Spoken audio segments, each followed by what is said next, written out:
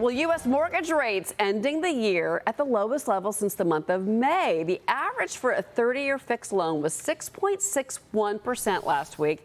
That's according to Freddie Mac. The rate falling for the ninth straight week since hitting the highest level in 22 years in late October.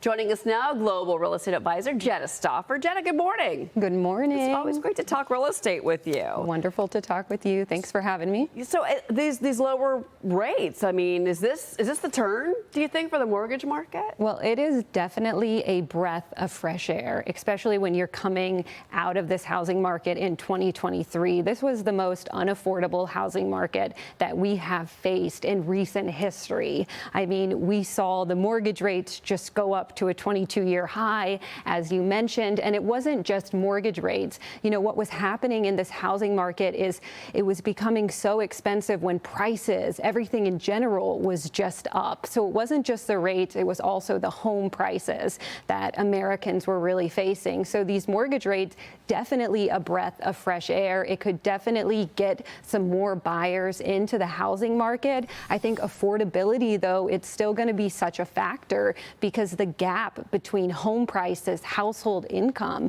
this is such a significant concern for so many Americans. It's why they really have such a negative view of the economy. Yeah, that's right. You're shaking your head, yes. Yeah. Is that you're agreeing with? Well, yeah, so we are in the most unaffordable housing market in history, right? And a lot of the younger generations, millennials, Gen Zs, just can't afford a house. But I also think this is contributing to potentially the whole philosophy around the new American dream. Is the American dream anymore owning a home, raising a family?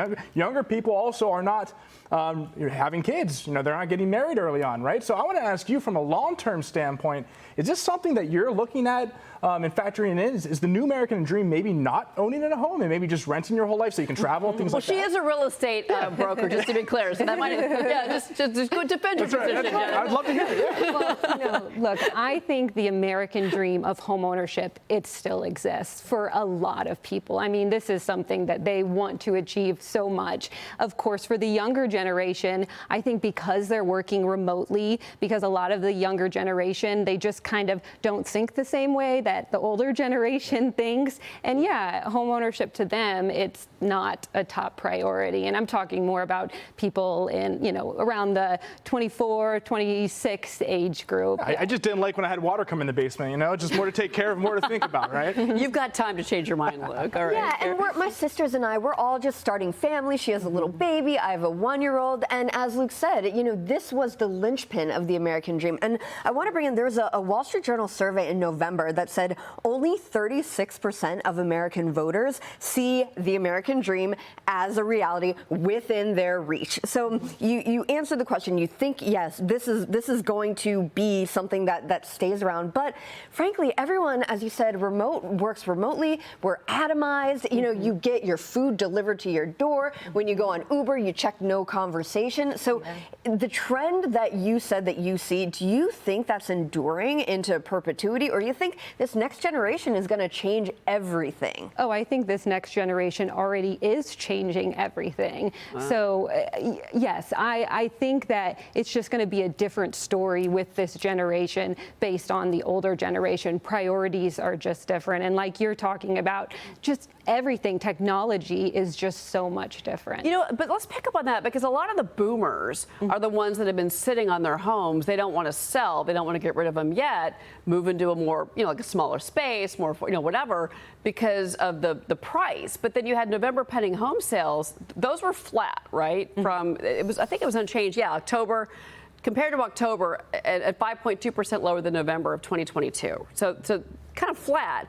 Existing home sales rising to 2.82 million in November, but that ended the 5-month decline. And then October home prices rising nearly 4% in October. And that's a big increase as well from last year. So, you know, I think if pending home sales, if you show momentum in that, people start to actually get realistic about their sales price. Is that the shift that we're going to see to make people like Luke decide that they might want to buy a house? I mean, I want to work on this, Luke. Well, we have to see this shift because we've really had a stalemate this year. We just haven't had a lot of movement. I mean, existing home sales, they also hit a 13-year low this year. So we have to have a shift. I mean, buyers and sellers, they have to be be able to come together, because right now sellers still want high prices from 2022. Buyers are just over it. They can't afford it.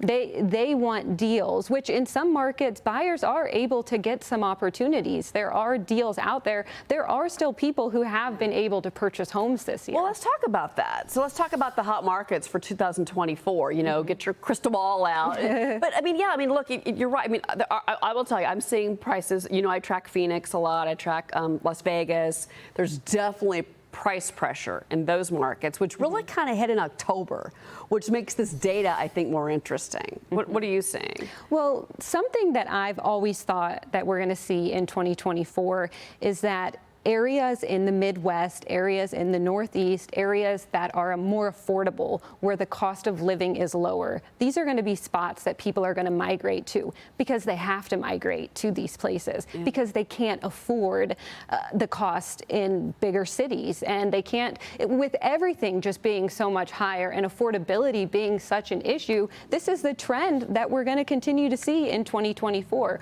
We're seeing it now with some of these cities in the Midwest. They're the ones that are really having stronger price growth. There you go, Luke. Real quick. I just wanted to ask, you know, from a lending standpoint, banks are the tightest they've ever been since 2008, 2009. Are you seeing any tighter lending standards from the banks for when people go get loans? Oh, absolutely. This has been a huge issue. This is another big problem that a lot of potential home buyers are facing. It's very hard to get loans right now. That hasn't changed. Jenna Stauffer, it's always great to see you.